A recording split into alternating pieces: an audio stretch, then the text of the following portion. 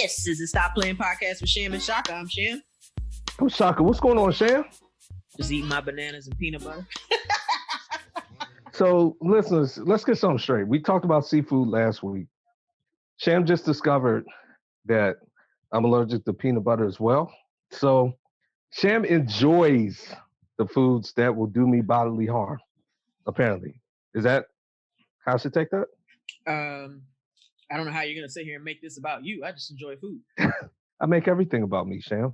You know that by now, if nothing else. I just don't understand why you like the foods, the types of food that cause me harm. I don't understand why they cause you harm. By the way, you guys might not be able to hear it, but this is Sunday Night Lights. Even in the pandemic, people still find a way. Now, hopefully that's not pandemic related, but we will get to this, judging from some of our conduct that we alluded to last week that's gotten worse over this week. There's a safe bet that it might not be pandemic related, that people are just still out here partying like they think, it's 2019. Stay your ass in the house. Cops won't get you. Yeah. That was an ambulance, by the way. So. Well, you do have two hospitals right near you. Yes. So, unfortunately, actually, as we will get to, it could be pandemic related. Yeah. But how's your week been? It's been all right. Yeah, so is mine. Actually, today was quite eventful. Today, specifically. So, real quick, my cousin, who I said that my cousin was doing NFL kind of scouting and pre-draft preparation work before, but I didn't say his name. His name is Michael Williams. Sham has met him, and we've spent some time with him. He basically runs a YouTube channel. He just got it up where he does pre-draft evaluations. He's been very deep in the scouting world. He's been in various combines over the years. He did not go to the one this year, but Sham, today he had a mock draft. And unfortunately you couldn't make it, but Sham was going to be a part of it as well. But it was a lot of fun. And I did that earlier today. It was me, him, and about 5 other people. And we chose multiple teams. One guy, he had the Eagles, and I was like, man, if Sham was here, she'd have disagreed completely with that choice. But we did the first round, and that was it. So, and we acted like we were the ESPN. So we acted like we were the teams, and we did the selection, and then we acted like we were the ESPN crew, and we analyzed each selection and talked about it. And it was a lot of fun. Sounds like a good time. It was a very good time. So my shout out to Michael Williams. Keep doing what you're doing, man. Doing a good job. So that was that. And then also today, Shane, we talked about Instacart last week, and I ordered it for myself. It's been very successful. I took the next quantum leap and brought my mother out of, the 20th century to the 21st. And she'll probably, if she listens to this, she probably won't like me talking about it, but that's fine, because it should be talked about. Tooth and nail to get her to Instacart to the point where I was like, look, I need to order this for you, okay? Like, it is what it is. And she basically was like, how does it work? And a lot of people in her generation, I don't know if your parents like this, but it's like, no, you know what? I want to go to the grocery store. I want to pick my own produce. I want to do this. Like, I don't trust anybody with it. So I had to get over that. Long story short, sorry. All right, we'll wrap that up. That hasn't happened in a while. What, you're potentially my coughing fit? Yeah, my coughing fit. Maybe it's the peanut butter. Sorry. From through the line. That's right. All right. Anyway. All right. So my mother's of the generation where she wants to go to the grocery store. She wants to pick out her own stuff. She wants to do all that. Finally got her to agree to Instacart. Here's what makes this story great. She agreed to this on Friday. Now, there's been a rush on the grocery stores and the grocery apps since really last week when they were telling people don't go to the grocery store. So when I went on the app, it said, look, even if you pick your stuff today, chances are the delivery will not be until Sunday. Yeah, Which mine. means I tried to do it yesterday. It said I couldn't get nothing until Tuesday. exactly. So, and I think we're gonna see, hopefully not too much, but we're gonna see an expansion more of the time frame. But you know 2 what? to 3 days. I'm okay with that. As I am long too. as long as I Yeah, can get my shit in, it don't have to be here today. It can come Tuesday, exactly. Wednesday. As long as I ain't gotta go to the store, I'm good. And the good news was, to that point, she was like, "Look, I don't need my stuff today. That's why I'm calling you, because let's get it done." So we got it done. Now, under normal circumstances, I go shopping for her. So she gives me a list. We've gotten a system. She gives me a list over the phone. Then when she knows I'm in the store, she calls me 100 times to add stuff to the list. Okay. Ah. So you can see where this is going. So on Friday, I said, "Listen, I'm gonna do this list, but the list is the list. This is it. Like, you know, I mean, technically you can, which we'll get to, but I was like, I'm ordering this and this is what you're getting on Sunday." And she was like, "That's fine." And she sent me the list. Then when I got the notification, like, "Hey, they're starting to shop right now this morning. We're doing this." It is Sham. Again, I don't know if your parents are like this. When I shop for my mother, it's one of those things, like, if they don't have exactly what I want, don't get anything. Don't replace it. Don't replace it with something you think I might want. Just leave it alone. That's how she is. When they started replacing stuff that they didn't have, I had to get on the chat. Was like, "Oh no, don't replace that. Don't replace that. It's okay. Like, don't replace this. Don't replace that." And I got the chat system. And then I made the mistake of telling her, like, "Hey, it's gonna be there in like an hour." So then she starts hitting me back. So it's chaos. She's like, "Okay, well, what do they have so far?" And I'm like, "Okay, you know what? I can't do this, because I feel this is worse than being in the store and you calling me in the store right now. Like, this is 10 times worse than that, because you're relaying messages to me and expecting me to relay it in real time to this person who's shopping, and doing it over chat. I can't do it. It was driving me crazy this morning." But I would say 90% of the order was successful. But it was driving me crazy because the person was taking liberties a little bit. She did. She was like, "Oh, well, I'll give you an example. My mom wanted shrimp. They didn't have the shrimp in the bag, so she got chicken." No, I'm sorry. Wait, you don't If, go from shrimp to chicken? yeah, thank you. I was like, let's just leave that off then. It's How not about even let's in just the leave it same off? food family. That's that's kind of what I was saying. But she was a very nice girl, though. And she talked to my mother a little bit when she dropped the bags off. So all's well that ends well. But and my mother's very pleased. I talked to her, that was hours ago, and I talked to her now. She was like, "I'm good with this." And now I've told my friends, so now they won't give their kids too much of a hard time when they try to do it for them. Oh So it's like a yes. bit, yeah, it's like a big click. They're like, "Yeah, but my son did the Instacart thing. It's okay. Y'all look good now." Hey, look, I like it. I mean, I haven't. Yeah. I started my Instacart yesterday, and I was like, I do like when you're putting things in the cart. It'll say like they're running very low on this. Yes. What would you like to swap it out with? You can Yes. select nothing, or you can select something similar. Typically, I put nothing. Right. With Amazon Fresh, I really haven't had that issue. Literally, what's there is there, and they'll, if they don't have it, they won't let you select it. So I Yeah. mean, I'm good with it. I may even still do this once the pandemic has settled down and we're allowed to go back out again. Like, one Um. of the things that I don't dislike the most is grocery shopping. I don't like it, which is why I eat out often, because I don't want to have to Yeah. deal with picking groceries. But hey, I'm here Yeah. And for I it. did. And I agree with you. And honestly, we talked about this before the pandemic. You had to, out of necessity, because you're taking care of your mom. But yeah, you know what? Eating out and or ordering in and using these ordering services just as expensive as these grocery app services.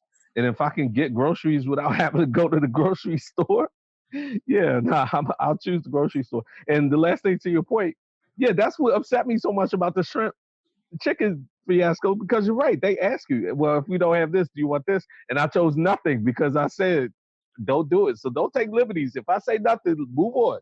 Next item. Next item. Yeah. But no, it was good look. So we are for real settling in. We've gotten through this. Would you call it a bad week? I mean, it's been bad in the sense of fatalities, but we saw that coming, right? Well, We yeah. saw it. They said that, well, they say this every week, but they said last Yeah. week was probably going to be in the apex. of fatalities. Maryland, we're still in the low 200s. So Yeah.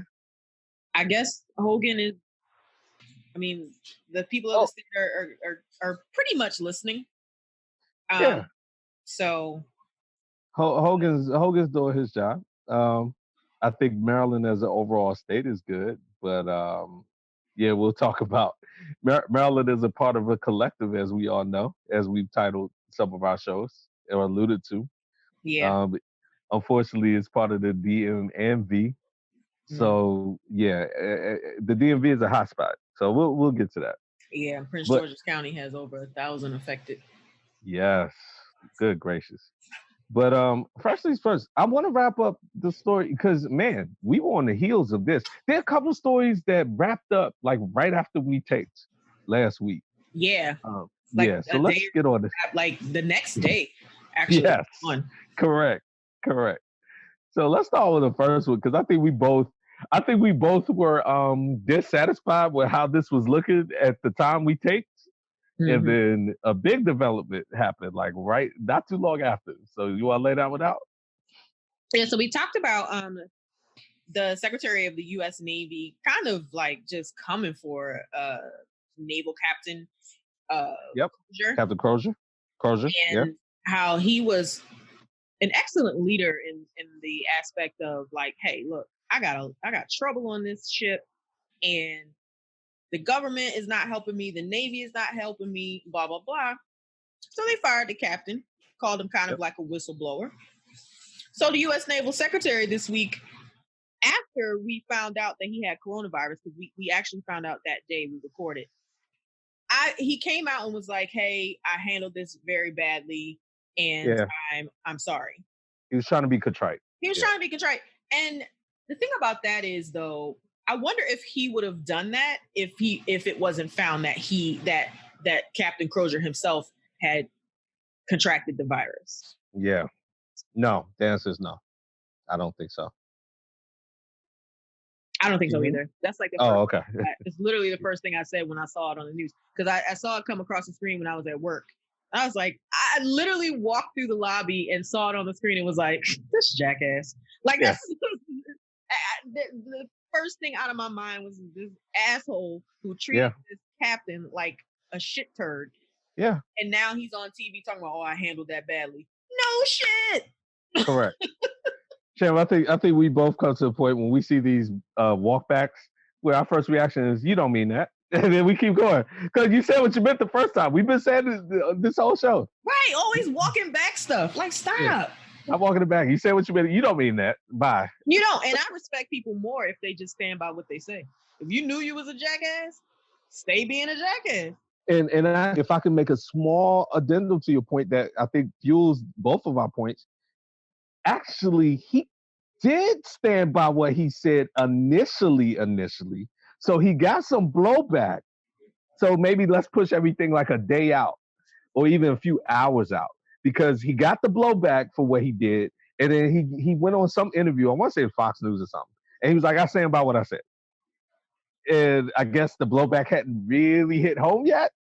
So then that makes our point all the more relevant, your point all the more relevant. Like, then you're going to come out after standing behind it, which we would have respected you for, even though we would have disagreed completely. And then you're going to try to walk it back? Talk about there may have been confusion. I think his exact words were, there may have been confusion over what I said. How? No. and then after that, he to end it, he steps down as the naval secretary. Yes, he did. Now that was like, when I saw that, I was like, whoa. Now, a couple things from that. So, okay, he steps down. After he steps down, because 45 kind of was riding with him, and he still sort of supports him, supports the secretary, not the captain. And he was like, he made a mistake. He had a bad day. I don't think he basically is like, he got too much blowback for talking trash to the captain because he was sticking up for me. Yeah. Don't you love how our president always likes to say, oh, it was a bad day. He had a bad day.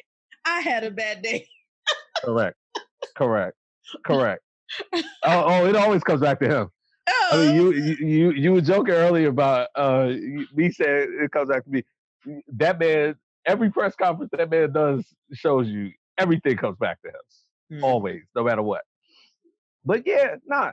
And then so now he's gotten now the naval secretary's gotten flack for the cost of the trip to go over there in the first place.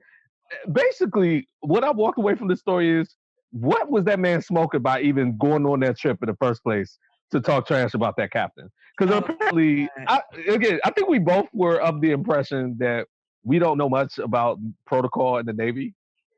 Apparently, he went out of his way. Like, he should not have went on that trip in the first place. He thought he was doing something good, going over there, talking to the crew.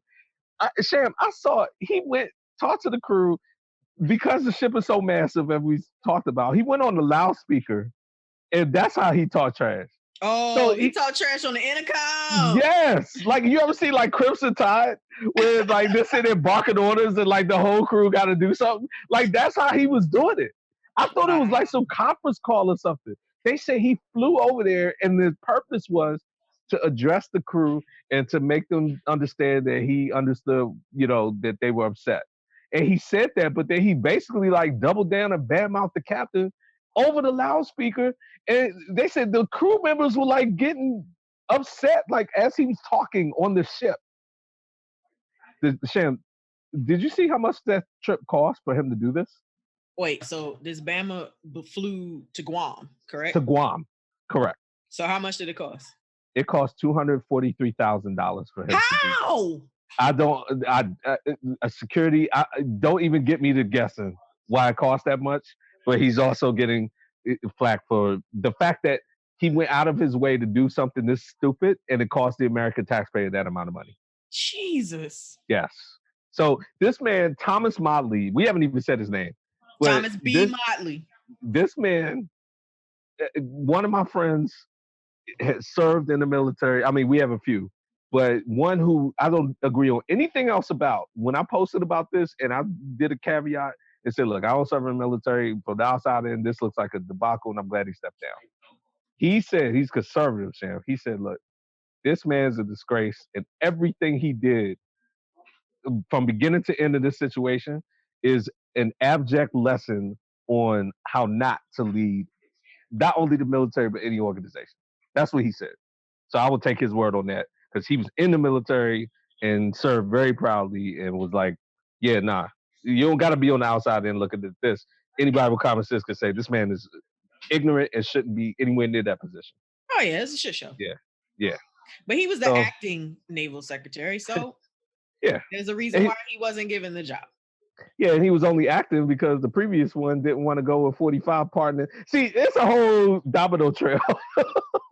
They talked about how the Navy has been in shambles in terms of the upper echelon of it since 45 has come in office, because he's injected himself in that particular branch and a lot of their issues.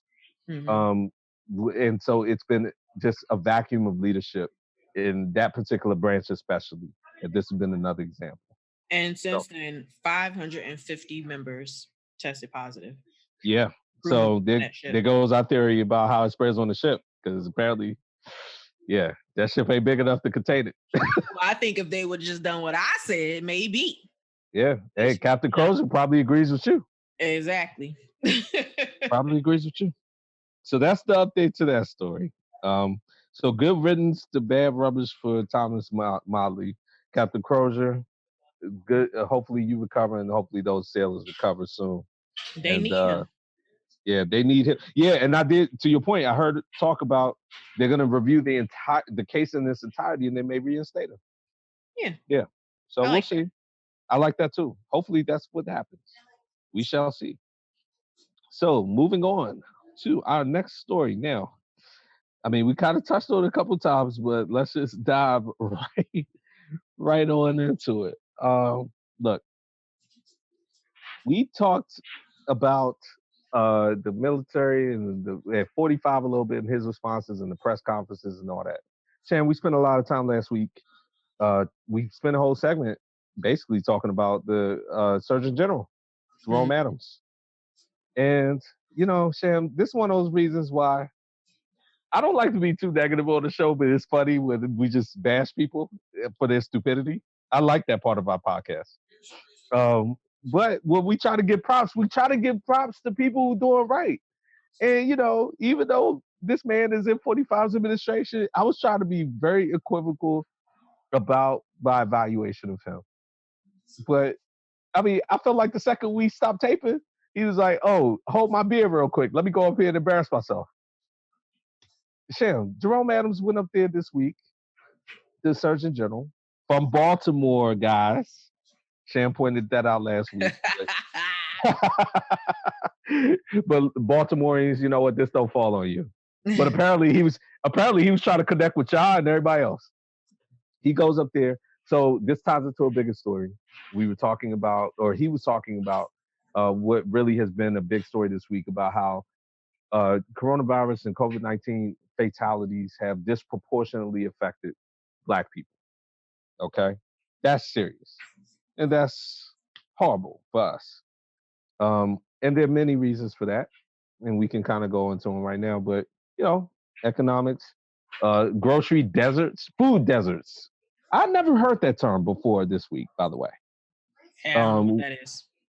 Basically, that implies in terms of access to not just any type of food, but healthy food and healthy options, grocery stores that like a Whole Foods or Trader Joe's and stuff like that. Options that are not just junk food. And so the term is food deserts because in a lot of poor neighborhoods and heavily minority neighborhoods, you don't have a lot of those options. So they have to go to the corner store, or what have you, to get just junk food, which contributes to a lot of health problems in our community.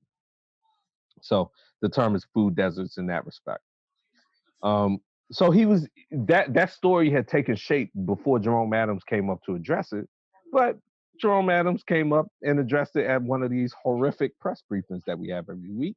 And basically, he was asked the question, like, what are your thoughts on this, and what do you think can be done about this in terms of helping the Black and minority community? He says, and I'm not quoting him directly because I won't, but he basically goes on and says, yeah, we need to address, food deserts. And then he puts the onus on minorities and Black people, which I agree with. And he says, we need to talk about our diet, and we need to do this, and we need to do that. And alcohol and drugs also affect that.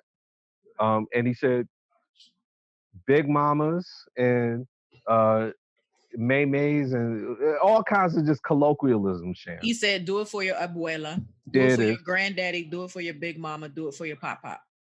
Now, Sham, this is in the White House briefing room. I'm sorry. So, does this man think that anytime you want to address your fellow Black people, no matter what the forum is, you got to go to all kinds of colloquialisms, or else we don't hear you? Is that what that is? Nah, because he talks to us all the time. I just think he was trying something different and it failed. Okay. And I can understand that. Everyone makes mistakes. Here's my problem.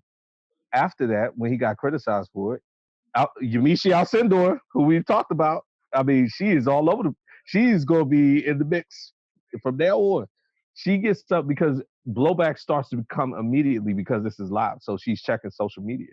So she asks him, she says, look, what you just said, like, kind of rubbed some people the wrong way. It was offensive to especially minorities because it implies that you feel like you have to do that in order for them to understand you.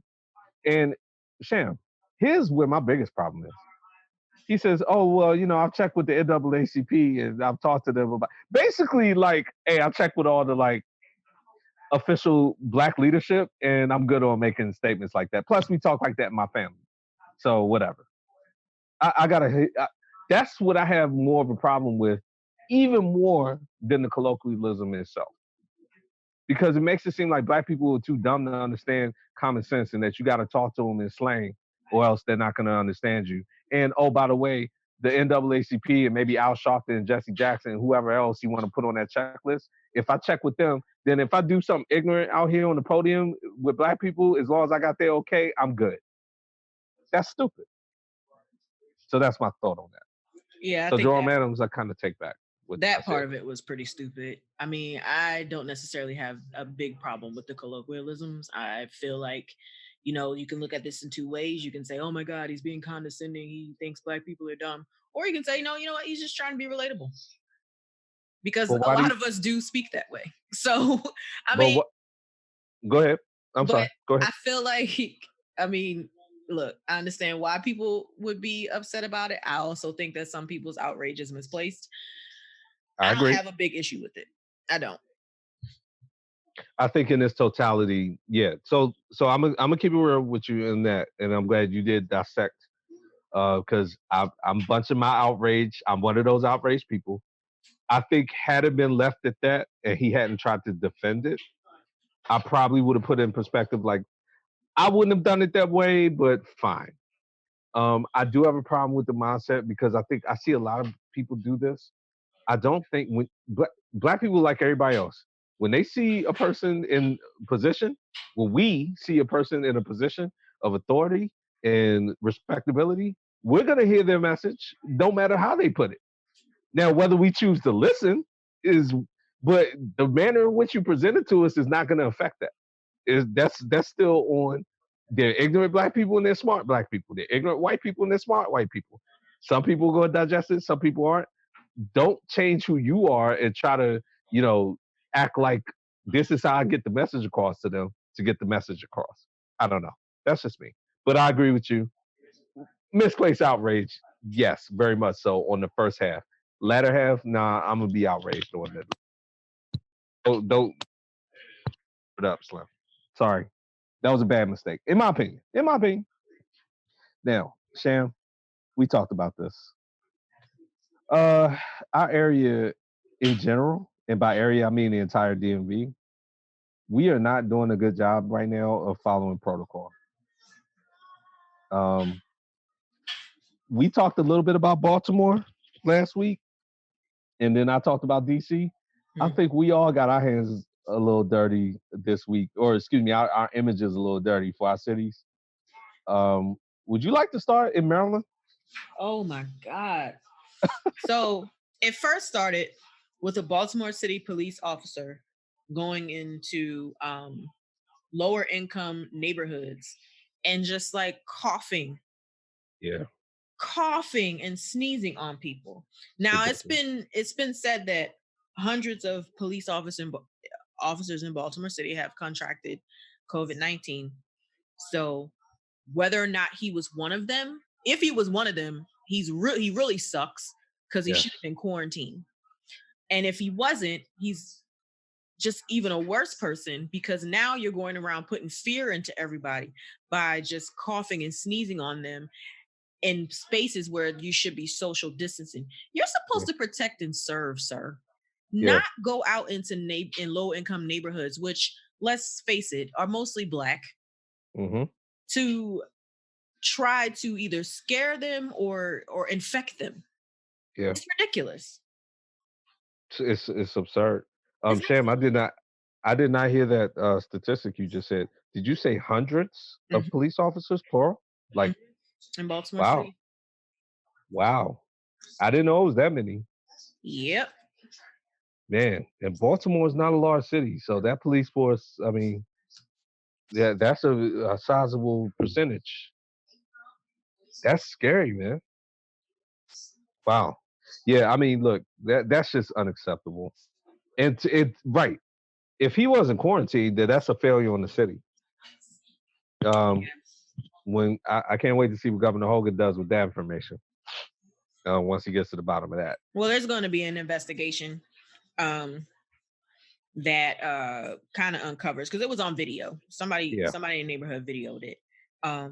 Elsewhere in Mount Airy, which is not too far from Baltimore, but kind of northern, more of a rural area.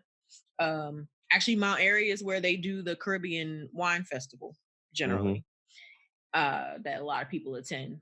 So there was a group of people going to the Mount Airy Safeway and coughing and sneezing on people, as well as the shoppers were coming in and out of the grocery store, and people were livid.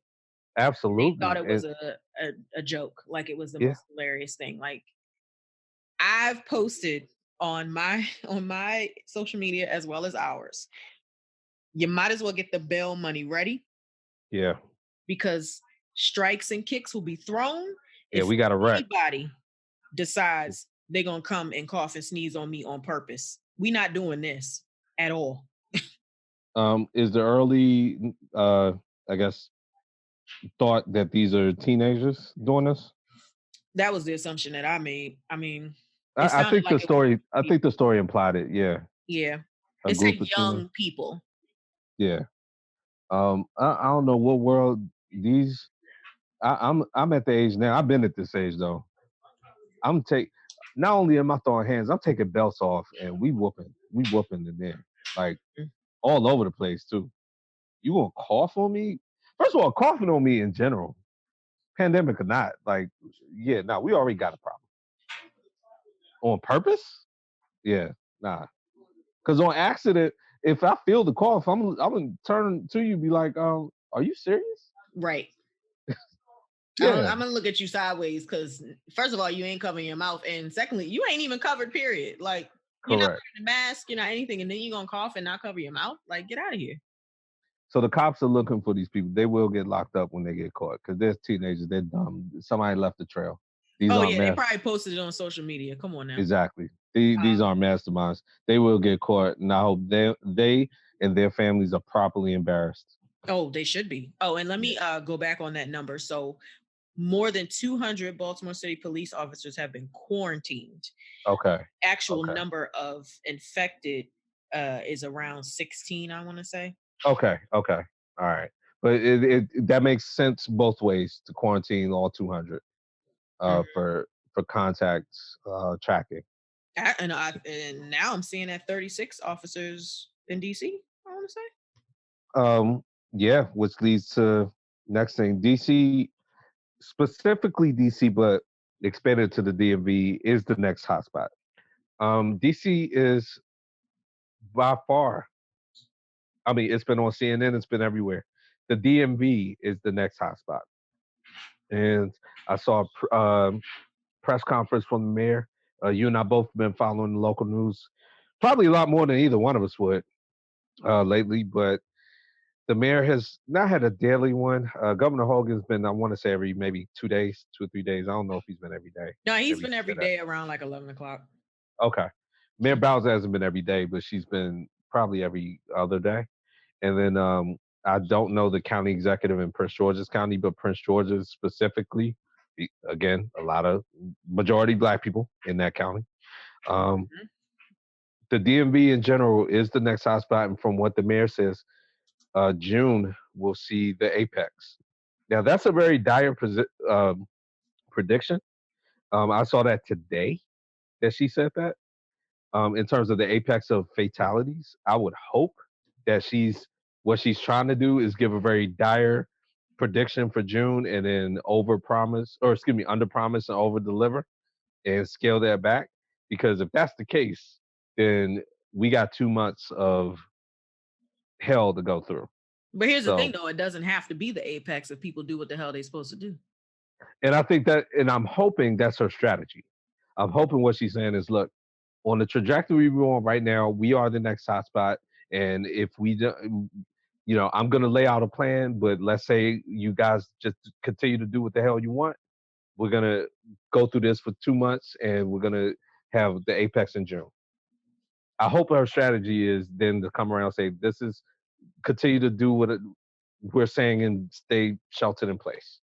Well, So I we'll have see. to say that I see no indication that it's gonna change, especially within our community, because I've seen firsthand. I've been checking out black people. I've been watching them. They just been Hmm. out here chilling. Like Yep. I'm driving down the street, I see people in bunches. Nobody's covering their faces. I'm in this, when I have to go to the store, I have to pick up prescriptions for my mom. I see black people out there ain't wearing masks. They out here Yeah. chilling. They're acting like Um, it's nothing big going on. Like they're still congregating in groups. They're still out looking like real suspect. Like they want to catch it. Like I don't know if they're not taking it seriously or what, but like they're not. obviously the We numbers are skewed because a lot of people are saying that black people aren't getting the same amount of care treatment. um or treatment, I should say. Yeah. But the ones that are out, like, dude, do something. Like I'm in stores looking at y'all. Y'all looking like y'all don't want to even protect yourselves. It's crazy. And social stuff. Like, look, after we taped last week, a few things happened. I'll keep it local real quick, like you said, right in my neighborhood. Bikers congregated on the mopeds and all that. Right down the street from me, the cops had to break them up. Like And they one were of them chilling, wiped like out hard. yeah, they were chilling like it was summertime, whatever. Cincinnati, I'm sorry, hey, you know what? We calling everybody out. That was a disgrace what I saw on that video. Did you see that? No, They I ain't. basically they had a block party. Oh, Christ. Bona fide block party in Cincinnati. I have people in Cincinnati. They were like, I'm ashamed. Like this is ridiculous. This was this week. Here in DC, block party, not a block party, but just people chilling all, like you said, partying all over the place. And I know somebody finally who, it's a female friend of mine. Her ex came out, came home from college, let's say, and had a cookout and people went. And I know a lot of people been having cookouts and got mad at her that she didn't come. Yeah, that's crazy. Yeah, stuff like that. Like we have a cookout. This is not vacation. Like what are these people talking about? So yeah, that's why DMV. Now the Cincinnati thing has nothing to do with us, but there are a lot of people like that here. So that's why it has something to do with us. Mm-hmm. So we're not taking it seriously. So hopefully the fact that we are now being pinpointed, because I've seen it, as I said, on all national news, they're saying the DMV is the hotspot coming up right now, like as we speak. Hopefully that will scare some people. Today is Easter Sunday. Sham, did you see? Do you know a lot of people who went to church? That was a big thing here. People decide whether to go to church or not, like as if that was a decision. I know no one who went to church. Good. I don't personally know anyone who went to church, but I definitely have seen people on post on social media talking about they were going and or know someone who was going. Mm-mm. It's like That's crazy. what you You can guys doing? worship God anywhere. You do not need to be in church. God is wherever you are. Just pull out your Exactly. Bible and read some verses, or pull it up on TV, or do what you got to do to get that word. But it's not worth your life. Sorry. Right. Well, if God's gonna hit. God gave you common sense. Yeah, the virus is out here in God's world, but He don't want. Anyway, we're not even going to get. Let's not even go down that rabbit hole. Yeah, we're not even going to get too religious. But But you know what? Something what's made that? me really sad this week. What's that? Bernie Sanders dropped out. We're not feeling the burn no more. No more burn. Now, why did it make you sad though? Why did it make you sad? Because Yeah, go ahead. I felt like, well, you already know what I feel about Joe Biden. Mm-hmm. He's pressing on. Mm-hmm. I always Yes. feel like when you come into these things, there needs to be like, when was the last time we went into a primary and didn't have two candidates fighting for it? And also that, like, I like that Bernie literally fights for the people. And maybe that's why he will never win. But I tell you what, I can't stand your cousins, because your cousins will not get behind him for the life of them. Same thing that happened in 2016. He can't secure the black vote. Why, folks? Why y'all not fooling with Bernie? Bernie wants to help us. Sham, that was well done. Nice little sneak attack on my family. So listeners, obviously, and I've said it on the show. It's not like she's breaking it out of nowhere. My mother's side of the family is from South Carolina, so yeah, South Carolina's the firewall, man. Like you got to get with the black people in South Carolina if you're gonna get any kind of traction. And yeah, I mean they rallied behind Joe, and then that just knocked all the dominoes over, as we talked about. Look, I am sad. the The only thing I'm sad about is I believe that Bernie Sanders, in and of himself as a candidate, deserved a chance to get in a general election, um, on some level. That being said, I'm not sad he dropped out. I'm glad he dropped out. I think he understood the stakes here, and he said it in his speech. He said, "Listen, all these things I've run for my entire life and all these things I represent, that maybe I'm dissatisfied with the fact that they aren't being addressed by our main candidate or in this election. Even though this is my life's work, even that is not as important as basically displacing the horribly incompetent and dangerous person we have in that White House right now. Oh my So if I God, need, he's so awesome. You hear the yeah, words you just said? yeah, and that's basically how he said it. I don't think I said it verbatim, but I was pretty close because I was listening to Oh, the he speech. said it. He said it. I Yeah, watched it. I mean, yeah, it's a good and he said, paraphrase. yeah, and he basically was like, look, I'm willing to sacrifice my life's work and basically my life's mission because this person is too dangerous to allow them to sit there. And if I'm staying in this race and I don't see a path to victory, and me continuing to be in this race endangers the possibility of us deposing him, even if it's not me, then I'd rather just step aside and lead the effort to get him out. So Which presidential. that's God. it, right? And Sham and I would kind of text it as he was speaking, and we were saying, ironically, this is the case with most candidates. You see it with Kamala Harris. I haven't really kept track of Cory Booker, but I think Kamala Harris. It's like when people drop out of the race, it's a huge burden because it's such a burden to run for president and be a politician that you see sort of they're a lot more natural. Like Bernie looked even when he was speaking. I mean, he was a lot more because a lot of times he looks high strung when he's speaking and all that. He looks tense. You could tell he was disappointed and all that, but a weight was off his shoulders, and he was a lot more natural and in a lot of ways charismatic. Which the best politicians, and I hate to say it, even 45, because I mean, a lot of times 45 ain't uncomfortable. He'll just lie, whatever. If they're in a natural state, and you could tell that people relate to that, and I think it's ironic that Bernie in that speech he looked a lot more everything he said was presidential, but it's consistent with everything he's been saying. But his persona and his gravitas was a lot more presidential, even in that last speech. And I think because he didn't have the pressure of trying to, okay, who do I need to appeal to? Do I need to appeal to this base or that base? He's just giving you the real. And And some of so, the other important things he said too was that, during this pandemic, he he looked at the pandemic as something yeah, more important to focus on than campaigning at this point. Like, yeah, I need to do whatever I can do to help my state. I need to do whatever I can do to contribute to how we fight off this pandemic at this time. And I feel like I can put my efforts into that more so if I'm not running for president, basically. yeah, yeah. Bernie's for the And people. it's Sunday. Watch Meet the Press and watch State of the Union. Both Jake Tapper and Chuck Todd said, if the pandemic had happened a year ago, I mean, that's a big if. We don't want it to ever happen. But they were like, if it happened a year ago, if it had started, that probably would have propelled Bernie Sanders into the Oh, into the stratosphere. yeah, because everything, all the problems in society that he talks about, that his platform, quote unquote, socialism addresses, Hmm. have been exposed by this crisis. Yep. You know, this crisis is existential and it's blown up all the exacerbated, I think will be the word, all the ills that we have in our society. Poor people don't get proper care. If you don't have health care, if you don't have a job, what are you going to do? Like, just all these things. So it's a shame, but I like what he's doing. He will immediately hit. And here's the other thing: he and Joe Biden are friends. He and Hillary Clinton were not friends. Yeah, there's They that. were not friends. He and Joe Biden are actually friends. They were actually cool before this.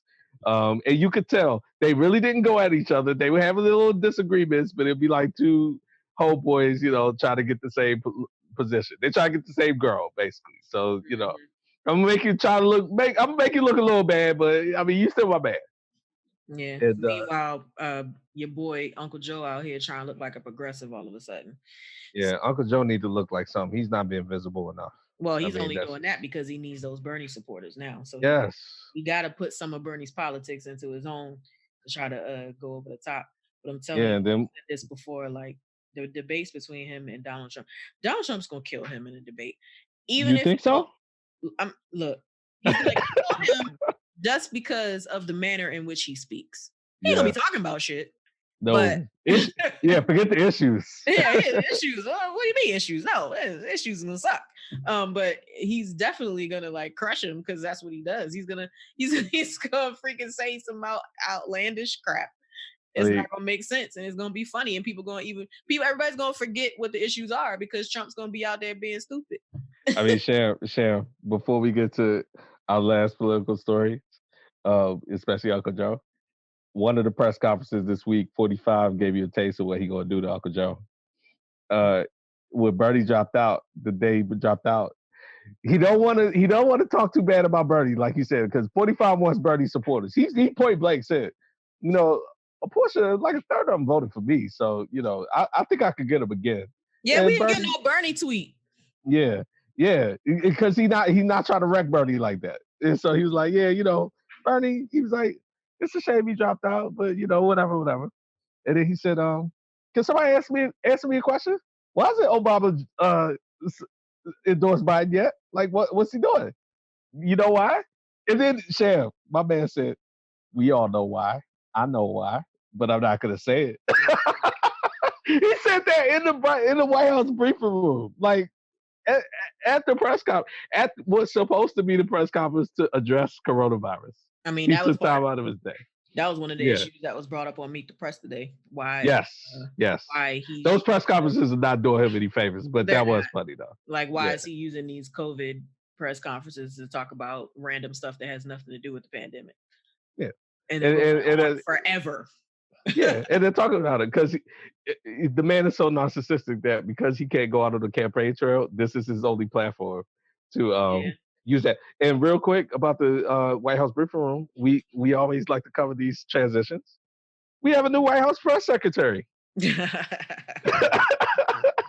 So how many briefings did the old White House press secretary do? Come on, we'll do the Price is Right style.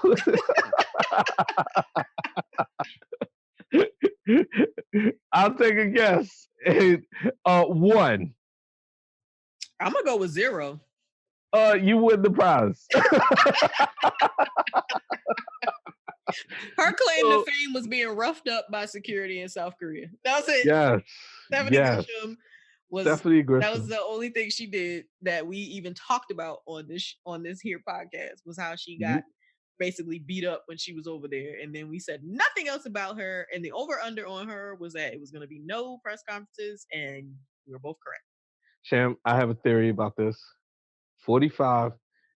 So Kate McKinney, and I remember her. She's attractive. Kaylee McKinney. Yeah, she is. She when he was during the campaign, and then when he was elected, she was on CNN a lot. She was one of the correspondents, and she would stick up for him.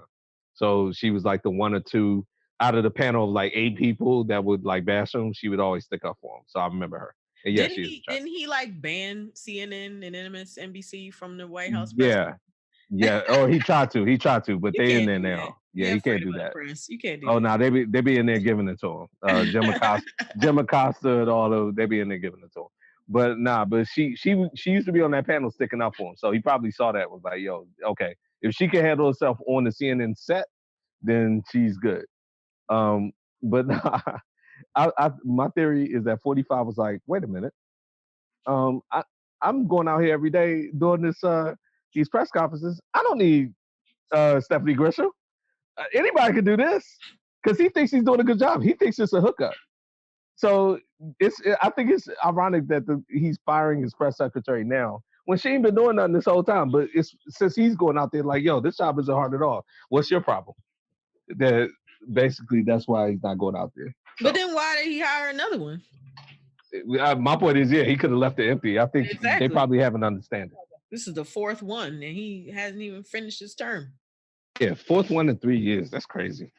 Yeah. So that's that. But Sham, we have a story about Uncle Joe, unfortunately, do we not? Yeah. Now we gotta put it out there. Yeah, Uncle Joe's sexual assault allegations from 1993. Yeah. The Me Too movement, live and well. So, you want to lay that out? Look, here's my thing about this, and I always say this. Why in the world? Why now? Why now? Yeah. Your man's was the vice president for 8 years. You said nothing. Yep. Now the man's about to run for president, and you say something. I'm not saying it didn't happen to you. Just saying The timing's a little crazy. And to feed. Oh, go ahead. Keep going. She worked in his Senate office, and she filed a criminal complaint on April 9th, accusing Joe Biden of sexually assaulting her while she worked for him back in 1993. Her name is Tara Reid. And she said that he pushed her against the wall and penetrated her with his fingers. And when she pulled away, he said he thought she liked him. So Sham, we talked about Uncle Joe having, some dust ups. I think I don't want. It was either early this year. No, it was late last season. And at the time, it was more so like people were saying he was being too handsy with them, but it was more so like inadvertent. He was just taking for granted that he could like touch and invade personal space. And I think she was one of them. Right. This allegation is of the type that okay, it would have been late even at that point. But my point is, you're gonna let all those other allegations swirl out there, and then everyone kind of dismiss them, and then you're not gonna say that at that point either.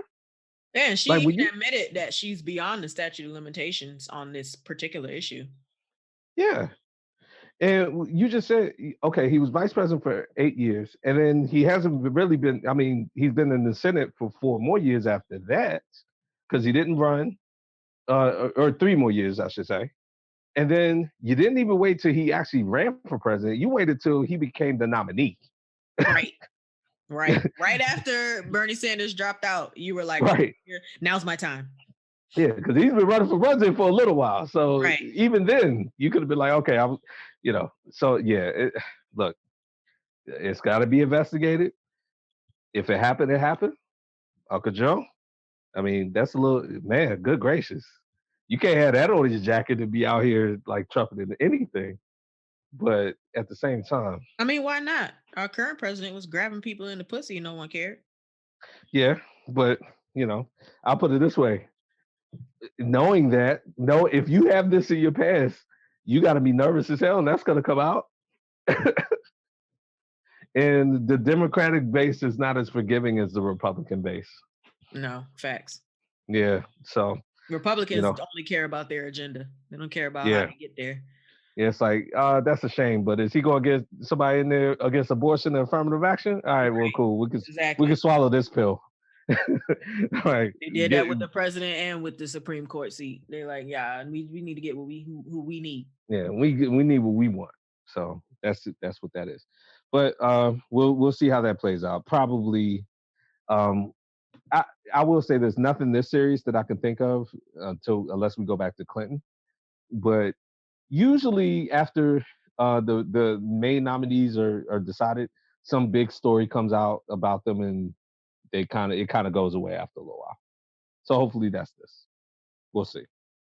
But our people are set. I am sad about Bernie, but the race is now set. So let's get this thing popping.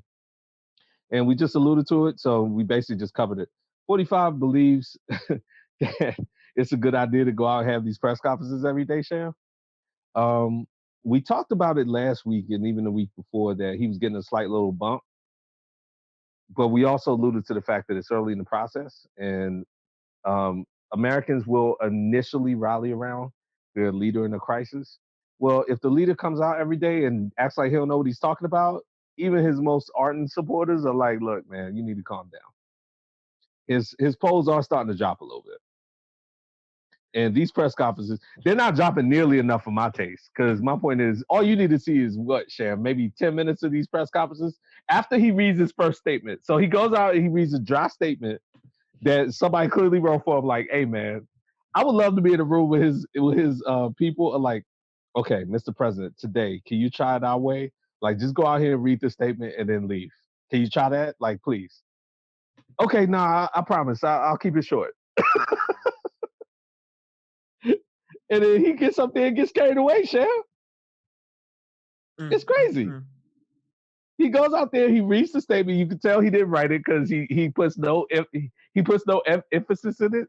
but it's literally the best part of his part of the conference because he goes out there, he'll read some good statistics. He'll say, today we had X, Y, and Z. We had this company devote this many, ventilators to this state or whatever, and we anticipate X amount of tests going out. Like he'll give all the little good statistics, but Sham, he puts no like effort into that.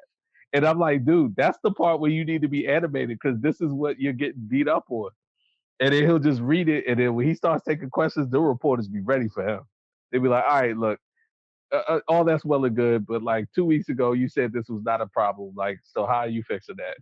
And then he'll get in defense mode and be like, nah, man, I closed the border. Like, what are you talking about? And then we go down the rabbit hole from there. So people are not impressed by the press conferences. You've been watching a few more of them, correct? Because you weren't watching them at first. Nah, I wasn't, but I got in there just because I wanted to hear what Dr. Fauci was gonna say. Yes. And then after I realized that it's pretty much the same stuff every day, I kind of pulled back. Yeah. And I'm actually doing that as well. I don't watch them every day anymore. And because if Dr. Fauci isn't there, he was on Jake Tapper today. He wasn't on Meet the Press. He said, by the way, June is what he's looking at in terms of just let's ride this out for April and most of May in terms of kind of sheltering in place. He said we could start talking in May about opening things back up, but it needs to be systematic. And so he was making sense that that's what he said at the press conference. But if he's not talking, I turn it off immediately. So. Oh, your boy is trying to have everybody back at work on May 1st. He just wants us all to die. Oh, yeah. Oh, if he had his way, we'd have been back at work tomorrow because today's Easter. And that's what he initially said. So he had to peel that back. But yeah, he wants us all to die. So his polls are going down, but hey, you know what? Uncle Joe better take advantage of this. So now the race has begun. And Sham, all I got to say is we'll see. Voting is what it is. We're going to have to at least prepare for remote voting. And hopefully, maybe more people will vote than would have voted just by not being lazy and filling out their slip because the simple fact they don't got to go to the poll. If it comes to that. I'm hoping by November we're able to go to the polls. Yeah. Well, we'll see. But that's all the political news we have to take today. Word up. Sham, how'd you spend last night? Saturday. I felt young again. Saturday the 11th. Lay that out for us, man. I felt young too. It was great.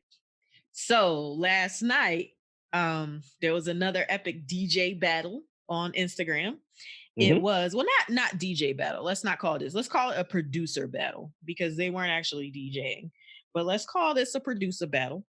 It was RZA versus DJ Premier, aka Primo. Yeah. And it was fantastic. Like I was literally, I logged in at 9:00 on the dot. Yeah. I listened to some fodder because, Primo, Primo was ready. I was about to say, you didn't have to log in and not on the dot if you wanted to hear music. Exactly. About 11 minutes in, RZA decided to grace us with his presence. Right. Which his presence was only by visual because he didn't know what the heck he was doing. He was like, can you hear me? I can't hear you. Can you hear me? I can't hear you. Primo's like, bro, all you gotta do is this. He's like, wait, but I can't. And then he was killing me with that microphone, yo. Like, get rid of the mic. So they kind of did look like DJs though, which was cool though. No, they had DJ equipment, but I mean, they had DJ equipment. Yeah. It wasn't necessarily a DJ battle because they weren't scratching or anything. They were basically they weren't. But Premier, if you were to look at him and not know what was going on, you would think that's what he was doing. Well, he actually is a DJ too. Exactly. Yeah.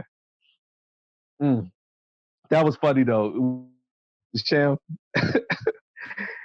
as you just alluded to, I don't think I felt as old personally as seeing RZA trying to operate like the visual, like the Instagram / YouTube component of this aspect.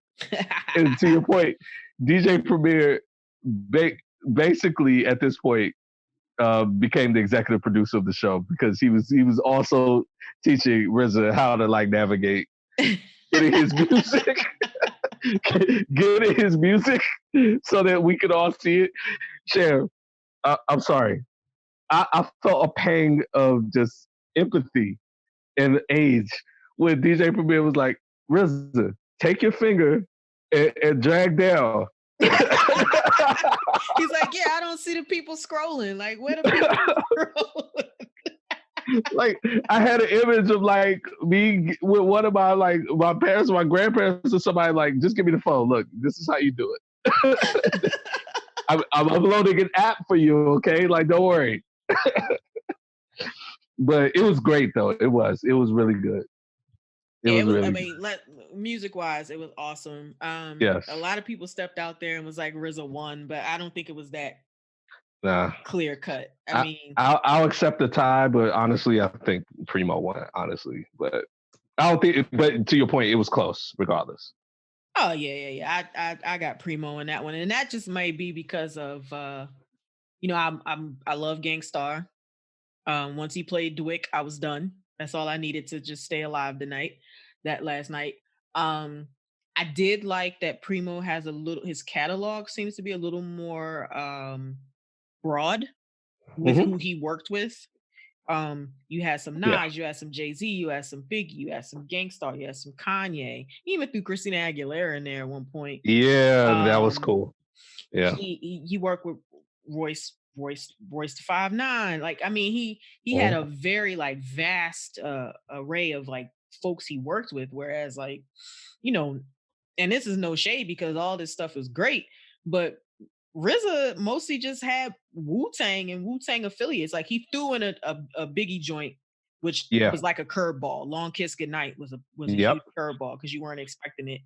But I mean, if you go down the list and somebody in our the hip hop group that we both are in made the list, which is where I gotten it from.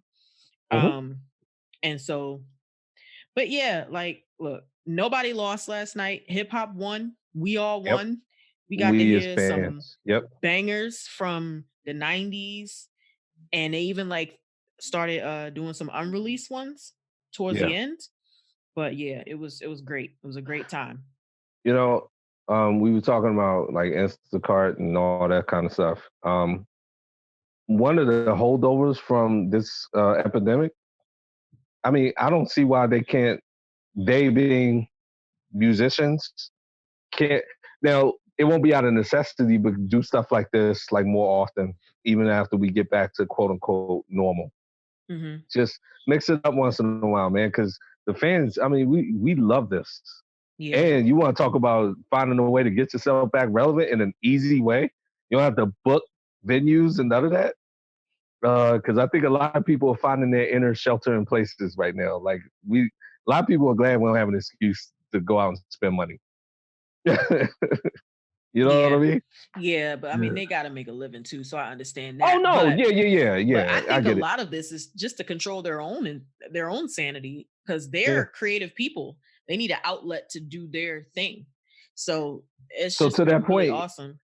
So to that point, maybe if they charge like a very, very, very small fee, I think people would pay it. Oh, some people were throwing up their cash apps. Yeah. Like, I think people would pay it. But like a couple of comedians that I've been seeing, because there's been a lot of like FaceTime in between comedians that I've been watching. Some of them have been throwing out their cash apps. I think they were serious. Yeah, I mean, Sham, me and you and I'll talk. Yeah, stop playing family. Hey, we got to eat too out here. They're just Patreon going. Hey. Anyway, right. And before we move on, like, so we talked about Teddy Riley and Babyface. They were supposed to do theirs. And it didn't happen. So everybody was wondering what happened, but it turns out Babyface and his family contracted the coronavirus. Whoa, I didn't know that. You're breaking news to me. Yeah, so that's why it didn't happen 2 Sundays ago, but it's going to happen next Sunday, the 8th. Wait, I think they said it was the 18th, and that's not Sunday. But so he being Babyface, he's acknowledged he contracted it, but he's committing to next week. So clearly he must be okay. Yeah, the battle is back Central on. Bar. Okay. He survived the coronavirus. Wow. And he So said he and his family. So I guess everybody in the house had it.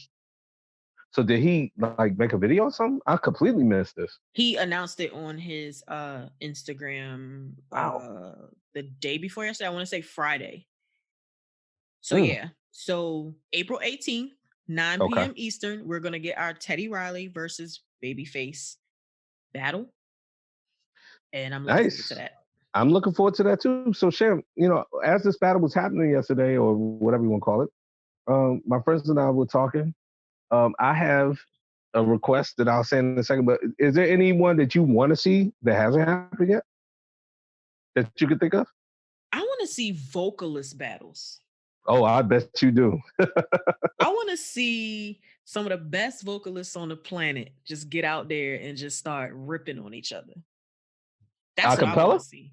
Yeah, of course. Yeah. Now I want to see a real life battle, like note for note. Wow. You know what? It'd be great if the divas do it, the so-called divas. That's Anybody what I'm who calls talking himself about. a diva. That's what I'm talking about. Or either get one of our low-key favorite segments that we've done is when you brought my attention to how Miss Dionne Warwick said Beyonce is a legend. let's just get them lined up real quick. Hey man, let's take the production out of it, all of it. Just sing me a note right now. Yeah, no contest. Yeah, I know. Yeah, Miss Walks a little. She's older now, so yeah. But nah, that'd be interesting. I'm surprised you didn't say anything about like instruments, like the cello, the violin, what have you.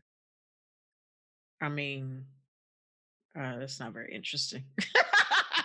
You'd be interested. I would, but nah. It would have at least one click and one view. No, it'll have a lot. What are you talking about? People all over the world love classical. All right, so look, DJ Quick and Daz Dillinger. West Coast. People have been calling for that, and I saw you put that on your your page. And DJ Quick has been around long enough where a person's immediately tempted to go Dre, but DJ Quick is too local.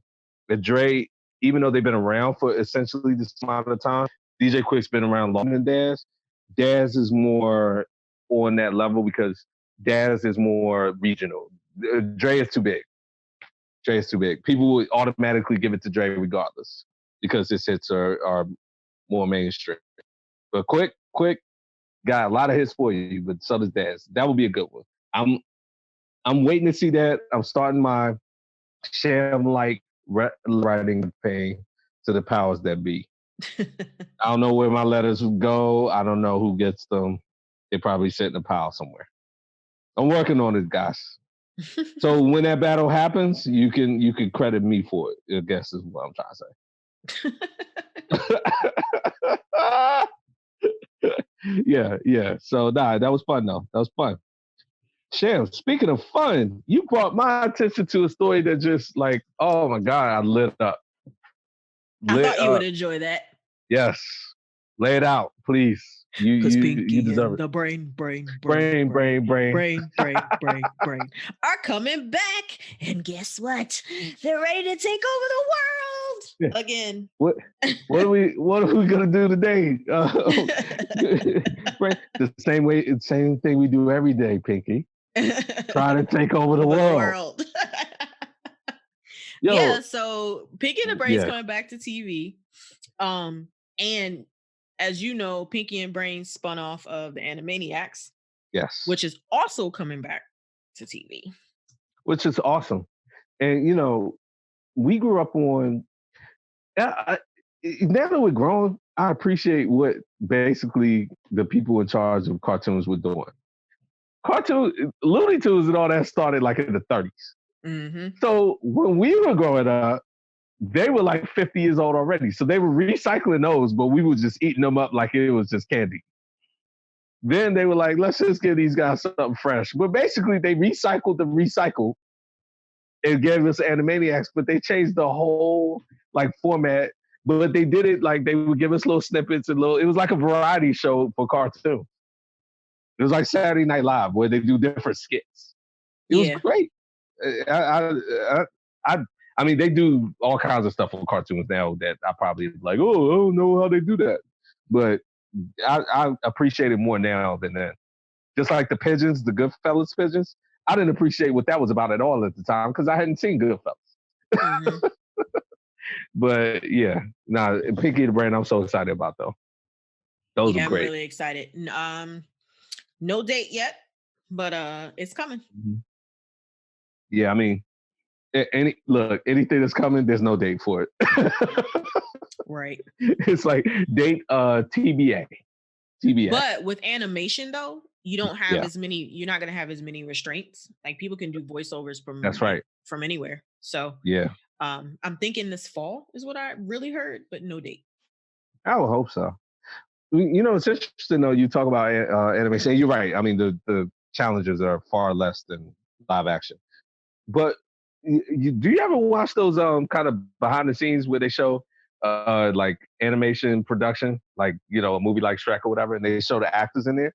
Like they be getting into it, and the people want them in the studio because they'll be like, look, you need to read the script and you need to understand the character because what we're gonna do is contort your face and your emotions when we're drawing it to how you're reading it, and that's why those movies come out so well.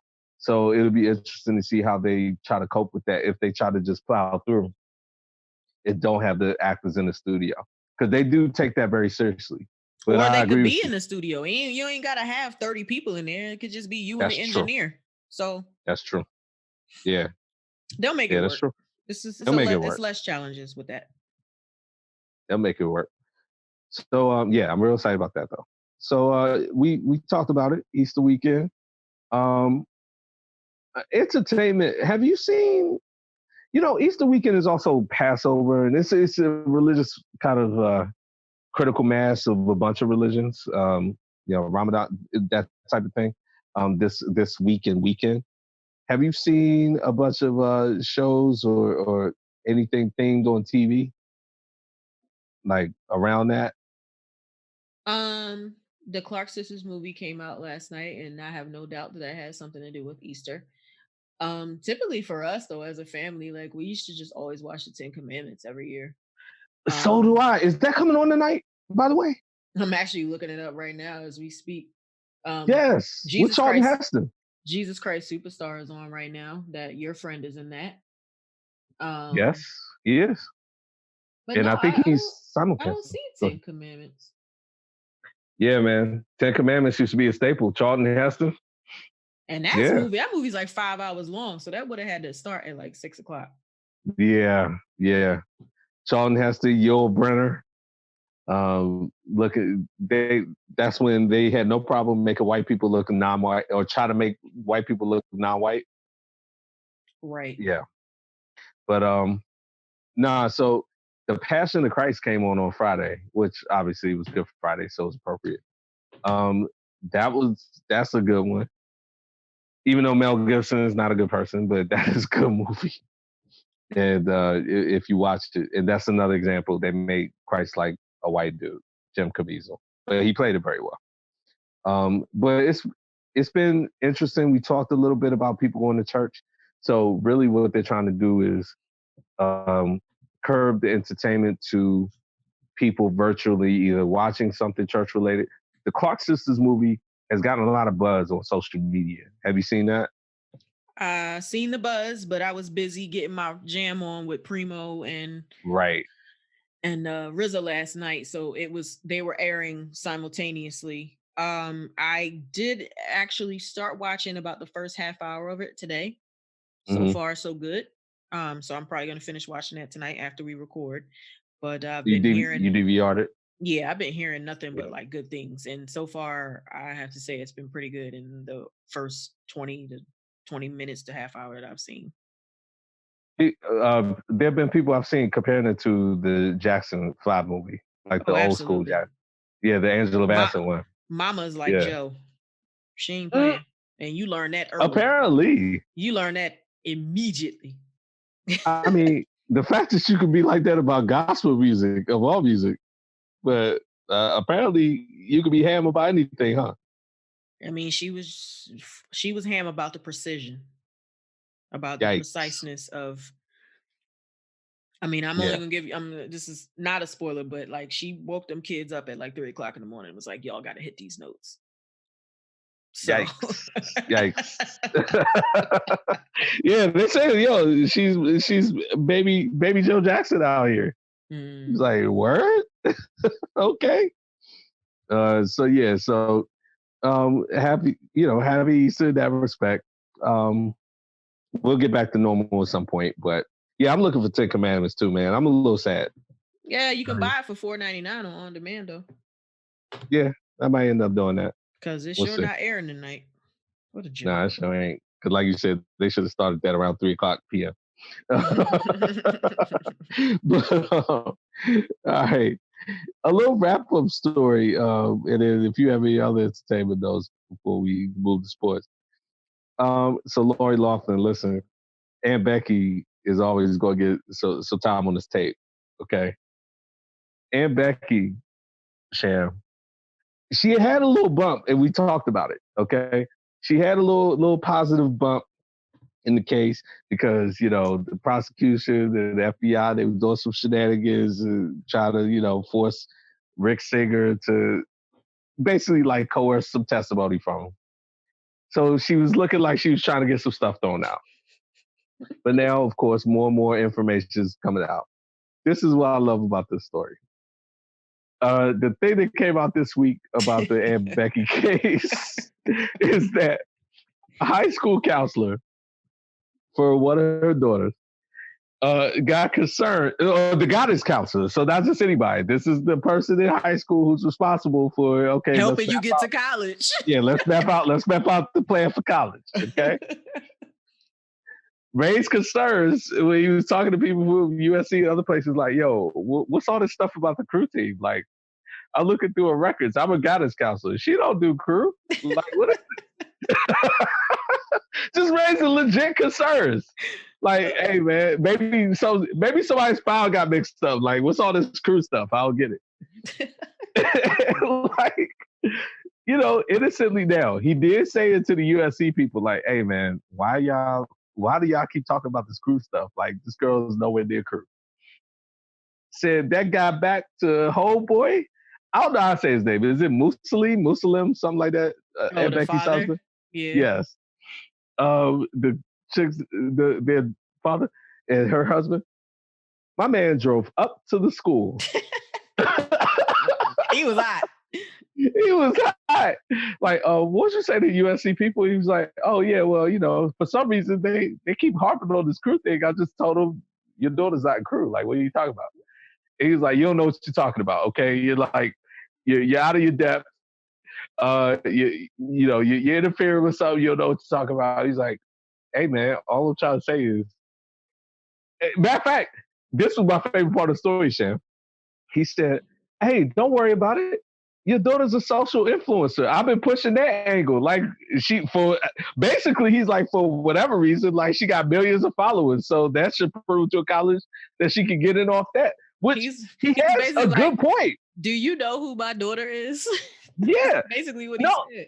Well, yes, number one. But number two, the guidance counselor said that. The guidance counselor was like, hey, man, you know what angle I've been pushing? Your daughter is an actual social media influencer. Like, you could put that on the application. And I agree with him. Like, your daughter had the business moxie to get a social media page on and get 2 million followers, and she's 17 years old. Like, you could put that on the application, like, yes, that's my extracurricular activity. Like, screw crew. Okay? Yeah. And crew seems lame compared to that. Exactly. And the guidance counselor's point was, hey, why aren't we pushing this more? And whatever his name is was like, hey man, just mind your business. And we're going with crew, okay? And then they showed, Shan, we've alluded to it. It had been a while since I saw those pictures of them like faking like they're in a crew boat. They need to lock both of them up. If that's they can't say that they didn't know what was happening if they put the girls in that picture, because those pictures are disgraceful. This picture basically looks like she's doing Pilates. Like, I don't know what crew boat. This looks like some straight up Pilates on a rowing machine. And the picture was emailed from Massimo Giannulli to Rick Singer. And he has CC Lori Giannulli. Obviously, we know her as Lori Loughlin. But yeah, like he emailed these photos to whoever the guy is at USC. Talk about, yeah, my daughter does rowing. She's on the crew team. Like, dude, she looks like she's doing Pilates. Get out of here. Yeah, you know what the bigger crime is? Y'all paid $500,000 for that picture? I could have taken that. I could have taken, yeah, give me that money. I mean, we just try to sit them in a space and make them act like they're rowing something real quick or some CGI. Like, I could do that. Matter of fact, all she had to do was set up the camera herself. She a social media influencer. She could have taken a better picture of herself rowing. Thank you. I mean, this girl's running her own site and got 2 million followers. Like, why? She should be teaching. She should be running this scam. She probably was running it, but whatever. So it's now not looking as good for Aunt Becky as it was even a week ago. Yeah. But and now one thing I saw, they're not stopping that case. They're like virus or no virus. That judge is like, keep the evidence coming. Timeline's the same. Like we still going to trial. I mean, they got a lot of wiggle room. I believe the trial's in October. Yeah, so they're probably, if they have to move it, they're not going to move it until like September. Correct. So he's banking on we'll be fine by then. Or maybe August. Probably. Yeah. Yeah. So yeah. Oh, one more thing, entertainment, before we move on. So yeah. You know that I watch The Real a lot. Mm-hmm. And I've even mentioned it a couple times on the show. And most recently, they've brought in an additional host. They've added Amanda Seales to the panel. So our favorite. Yeah. She doesn't disappoint. She is exactly who we think she is. Wow. Some in good ways and some in bad. But she's a polarizing person, so she's gonna get a lot of reactions. Yep. One of the other hosts that I really like is Jeannie Mai. She's Vietnamese. Okay. Which is great about this show. They don't have any white people on there, but they do have brown people. They have Jeannie, who's Asian, Adrienne Bailon, who's Latina, and then they have Lonnie, who's Black, and also Amanda Seales and Tamara Mori Housley, who is biracial. So she's half white if you want to. But they're very like pushing the women of color being on TV agenda, which is great. Jeannie Mai, who when the show started was married to a white man, Freddie, and it turned out that they were having some issues. He wanted kids, she didn't. Shortly after they had separated, she found out that he was going to have a child with another woman. So speculation is that he was probably already messing with that woman, this and that. Now she is with Young Jeezy. Has been with Young Jeezy for about a year, I want to say. They got engaged. They had gotten engaged this week. He proposed, she said yes. Now there's a video surfacing that at once upon a time, she had said that although she had dated Black men in the past, white men are what does it for her. And if she had to, she would have a little dark meat on the side. Now, they're bringing this up because now she's engaged to Jeezy, who is Black.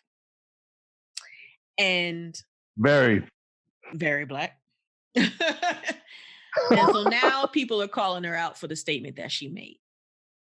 My opinion on this is, look, she said what she said then. Husband was probably backstage in the dressing room listening to the show. What else could you have possibly said in that moment except that you love white men?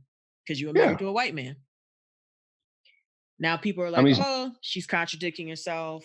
She don't know what she's saying, or blah, blah, blah. My position is, look, she knew exactly what she was saying. She was married at the time. She had someone to appease. Now she's with Jeezy. People, you got to give people a chance to grow. And that's my position on it. What is your position on this? My position on it is that if you had a tape recorder I can't count how many times in my youth I said I would never date a white woman. And that changed quickly. very quickly. Like, she can say what she wants to say. And she can't, as long as she doesn't try to run from it or backtrack. That's my position. That's the other thing. I haven't heard her respond to any of it. So I'm going to be if she takes your position and says, you know what, what else am I supposed to say? Like, if she says it exactly like basically you just said it, then I think that's how you throw cold water in this and make this a non-issue. Where people go wrong is they try to twist and turn, and what I meant was this when that's not what you said. I mean, what we talk about Eddie Murphy, which was way worse than this. Oh, yeah. Yeah, I cringe when I hear something. Not that she should cringe, but my point is, I cringe when I hear that. He definitely didn't say I was sorry. He definitely didn't say I didn't mean it. He definitely didn't say any of that. He just said, look, I'm a different person. Like you just said, I'm grown. I'm a different person. I cringe when I hear that. And we move on. Now, she don't have to say that, but she can say, look, I meant that when I said it. I was married to a white man. Yeah. If you that's take how I felt at the time. That's how I don't feel that way anymore. Again, I'll bring it back to me. In my youth, in high school especially, I was on some. I went to a white school, so I was trying to do some like I'm in the school with all these white people, but I would never marry a white woman. Okay, well, whatever, or never be with a white woman, I should say. Yeah, I got to college, and that went away real quick. Yeah, I'll be with whatever woman I want to be with. You can't run from stuff like that. You admit what you said, and you explain the space that you in when you said it, which she doesn't even really have to do. No. To your point, it's very easy, and then you move on, and really you get more respect. And if it's the show that I believe the reason you like the show, that's why the show is good. They embrace these things and they say, look, yeah, let's talk about it. Let's put it out there. That's why we have all these races on here with all these different perspectives, because of stories like this. Boom, I said it, and what? This is where I am now, and what? Pretty much. I hope that's the position she takes. Might even get me to watch it, but I'll let you tell me what happens. It's a good show, though. I'm gonna actually go to her Instagram and see if she's addressed it, because I hope that she does. I hope she's exactly like that and be like, yeah, duh, I had to say that. I was married to a white man, but now I'm not. Like, right. Whatever. Like, man, people just don't understand how worse they make things when they try to run from them. Mm-hmm. Like, when you own something, that's why I love the word own. When you own it, like, yeah, I said that. This is what I meant. If I feel differently now, I feel differently now. That's why we have a mind, so we can think through things and go through things and change it. I wish more politicians did that. You know what I hate? Flip-flop. Oh, you flip-flop on this position. I wish more politicians would say, yeah, I got more education on the subject. Maybe I was coming from a different place where I didn't know enough about it. Now I do. You want to call that a flip-flop? Or what, are you going to be stupid about something and just stay on the same course no matter what? Yeah, it's dumb. Have you been able to see anything on what happened? Mm-mm. You want to dive a little deeper on the talk? Is it called the real? That's the real. There's the real, the talk. I get a little lost, which that's the real, right? Yeah, it's the real. But you also watch the talk? I don't watch the talk. Oh, you don't? Mm-mm. Does it still come on? Yeah, the talk still comes on. So does the View. But I know the View does. The reason I started watching the real is because these were women that were close to my age or are my age, and that I've really kind of grown up with, aside from Lonnie Love. But the initial crew, Tamar Braxton, Tamara Mori Housley, Adrienne Bailon, Jeannie Mai, who I knew from the Style Channel and other like fashion things that she did. So when I saw that show, I was like, oh, this is a show that's geared towards a person like me. Whereas the View and the talk seemed to go a little older. So I didn't feel like I would have, at times I felt like I could watch it, but then I didn't feel like I had any real connection to the ladies of those shows. So. Amanda Seales, as you were talking, done something come on tonight, Shan? Done something premiere? Yes. Insecure. Yeah. Hey. You excited? Yes, I'm excited. Yeah, look. Are you excited after that reaction? I've been waiting on this for a year and a half. Come on now. 2 years even. Have you seen the previews? I saw the little preview on HBO. Yeah, I think they've only done the one. What do you think? What do you think from what you've seen? I think it's gonna be typical. I think it's gonna be a good season. I mean, I don't know. I feel like some people were missing from the preview, so I'm hoping like there are some character holes that get filled. So I don't want to say too much until I see the first episode, but Yeah. yeah, I'm excited. So I will commit to catching up. I know they've been. Is this now the third or fourth season? This is season 4. Okay. So I am 2 seasons behind, basically, because I've watched a little bit of season 2, but not enough. So I'm going to go back and watch season 2. So I'm going to breeze through 2 and 3 because, I mean, the good thing about Insecure is that it's a half-hour show. Yep. So it's easy to binge. I did like season 1. And then we can have our little Insecure powwows. That's what I was about to say. I want to do that like we do with Power and all that. So it's because Insecure is worthy of that because we both have shared interests in that type of show. And I mean, what else you got to do? You essential and chilling like me. Yeah, I've been rewatching The Wire and Sopranos. Sham, one thing about The Wire, how crazy is it that in seasons, especially 3 and 4, when they're showing the little hoppers out on the street selling drugs, they're out there calling for, we got that pandemic. Yeah. We got that. I remember WMD. I remember that where we like, we got the WMD. We got the WMD. And then I'm sitting there watching it the other day. They're like, we got that pandemic. We got that pandemic. I was like, oh, God. Yeah, if only y'all knew. Good gracious. Right. Sheesh. But yeah, I will catch up. I will catch up on Insecure. And one small non-HBO note, Homeland, I believe, is coming to a series finale, not tonight, but next week. Tonight's episode will be the penultimate. It's been spectacular, Sham. And I know I've mentioned Homeland before. That is a good show. Especially now when you're looking at politics and sort of media and all that kind of the confluence of that. Good show, good watch. Good watch. So I'll miss that. Yeah. Ready to get into some sports? Always, as in sports stories, but no actual action. Yeah, nah, there's nothing happening. But man, some of these sports stories, they don't disappoint, do they? We saved the treat for last. We're going to wrap it up with that one because I think we both have some strong thoughts on the last sports story. But let's go to a serious one that is just opening. So Chris Johnson, Sham, what has Mr. Johnson gotten himself into? Yo, he's gotten himself into some type of murder for hire situation. Yikes. I mean, I remember Chris Johnson was the league's leading rusher. This man rushed for like 2,000 yards. He's in the 2,000 club. Yeah. What happened to Chris Johnson? I mean, we know what happened. I mean, he went in the 2,000 club. He wanted money. He got paid. Yeah, immediately sucked. Then started disappointing. And was unceremoniously, actually, my boys and I reverse engineered this yesterday. Got cut. And then he went to Arizona and fizzled out there. And this is the first time I've heard of Chris Johnson since. Yeah. So this murder for hire thing kind of goes back to 2016. So 2 men were shot to death in 2016. But the entire incident traces back to around March of 2015. When Chris Johnson himself was actually shot in the shoulder in what they're calling a gang-related effort to kill him.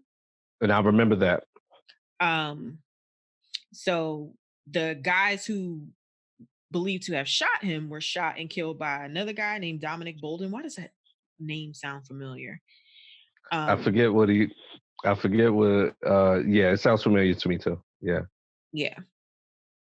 So there were 2 separate incidents in 2016 in which the 2 men that believed to have shot him were shot and killed by another guy. So they're basically saying that Chris Johnson hired Dominic Bolden to kill the 2 guys that shot him. Mm. So retaliation for a 2-year-old case, Yeah. basically. Yeah. Well, not even retaliation for um the year before. Because Yeah, he got shot in 2015, so he probably was thinking since that moment, like, "Yo, I'm gonna find these yeah. dudes." But Find these dudes. I mean, all of these are just allegations. I mean, Yeah, there's no charges have been filed. There's no court record of anything, but it hit the news on Friday. Like, this is crazy. yeah, yeah. Look, uh, story's just developing, but we've seen crazier, Right. unfortunately. So, Enter Ray so Caruth.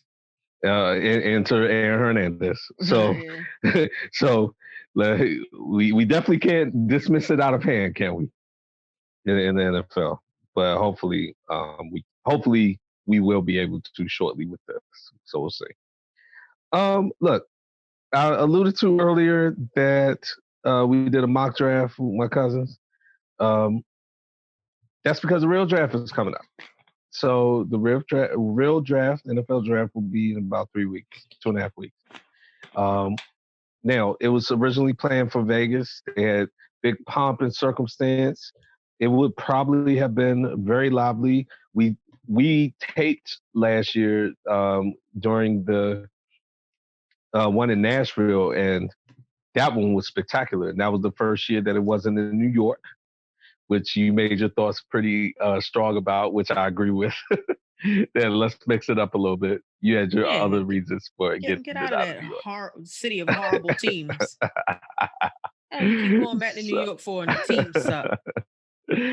so anyway, so in that spirit, it was in Vegas this year with the new opening of the stadium, which looks great, by the way, and just Vegas being Vegas. The NFL was really primed for this, and obviously with the pandemic, it's been a huge letdown. But they're still going to hold the draft, so we're still going to go through the process. Um, I haven't heard too many specifics since a week or two ago, but they're gonna hold it. They're probably social distancing. It kind of goes back to old school almost, where the draft used to be the commissioner would be in the room and would just like pick the team out of a hat. Then they would get phoned in, and then he would announce it. It wasn't so big crowd. It wasn't so big whatever. It was just it almost looked like somebody picking numbers out the Powerball at 7:30. They did that That in type of thing. Jerry Maguire. Right. Like the kid was Right. like supposed to be the number one pick, and he was at home with his family, and they called him. Right. Right. And that's it. That's how you got drafted. So the problem is everything's going to be sort of computerized because, social distancing. And the NFL has, when I say legitimate, like they're paranoid about hacking. Like this is a very huge concern. They are concerned that like hackers will get in because there's gambling in the NFL, there's gambling involved in everything and money and all that, and will interfere with the communication about the draft picks, getting the draft picks in, um, misinformation about who's been picked, misinformation about trades.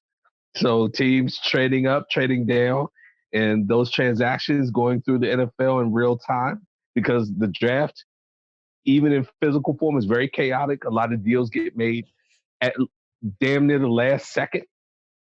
And so, because there have been some hacks already and a lot of other sort of, I guess, other architectural processes of the NFL, they're just really paranoid about this.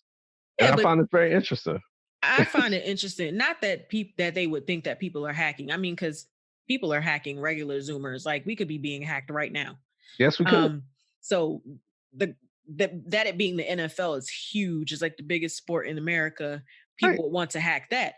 But my thing is, they are concerned that other teams might hack the teleconferences. Yeah, like that's trifling. That's trifling. Come on now, like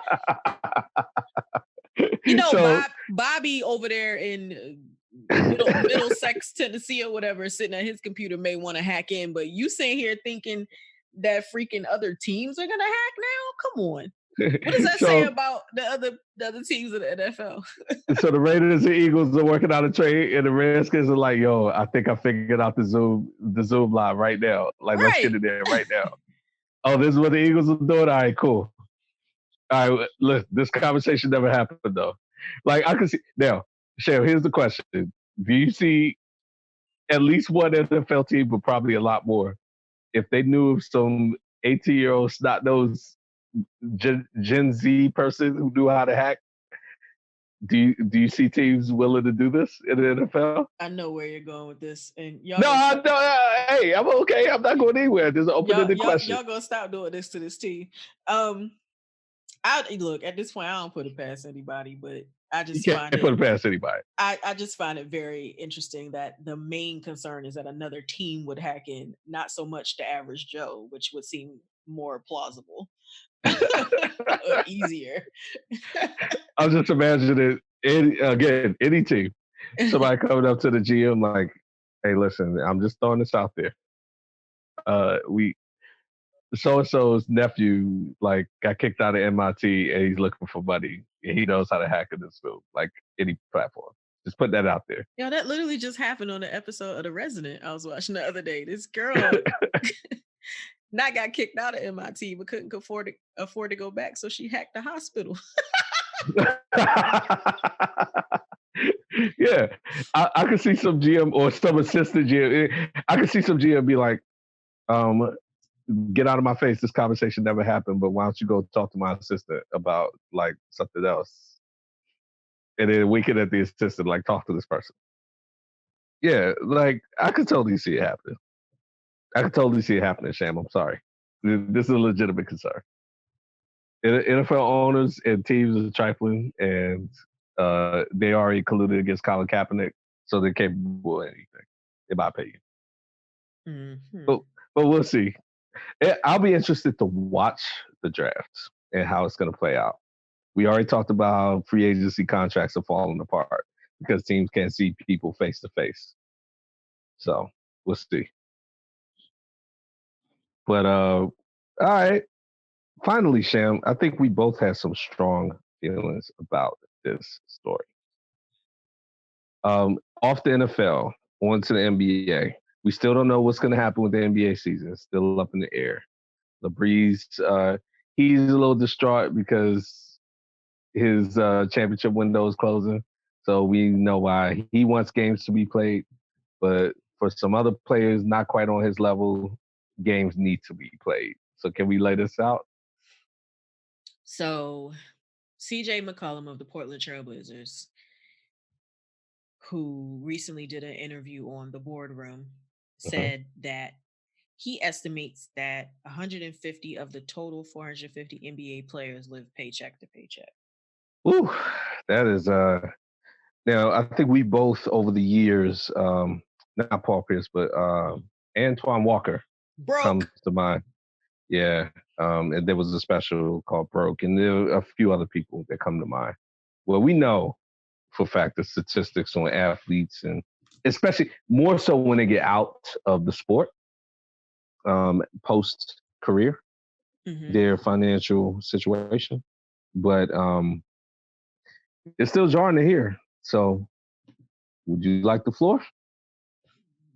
Look, when you first told me about this, I was livid. I was like, the notion that somebody would say that anybody in the NBA could be living paycheck to paycheck is ridiculous. And it absolutely is ridiculous because the league minimum is $582,000 a year. Now, granted, a lot of things come out of your check before it hits you: taxes, agent fees, and such. So, okay, say that brings you down to $320,000 a year. Yeah. What is it that you're spending your money on that you have to live paycheck to paycheck? Somebody making that much money, like, this is ridiculous. Like, you got people out here that make minimum wage, which varies from state to state, but let's say in Maryland is $11 an hour. Those people are living paycheck to paycheck, and for good reason. If you are out here making $300+ a year and you're living paycheck to paycheck, something is terribly wrong about this.